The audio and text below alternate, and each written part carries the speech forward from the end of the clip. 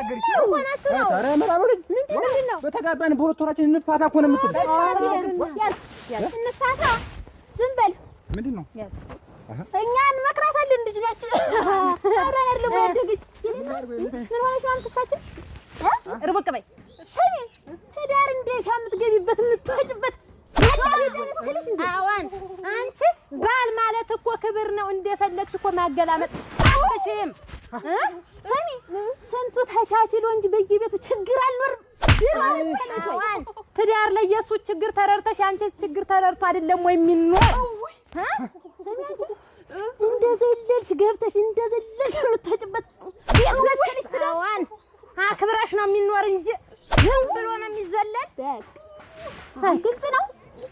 ገብቶኝ ትዳር ምን እንደሆነ አውቃለሁ። እሱ ጋር ተቻችለሽ ትኖሪያለሽ? እኖራለሁ። እሺ አለች። እኔ አፈቅርሃለሁ እወድሃለሁ ያለ አንተ መኖር አልችልም። በቃ አልችልም።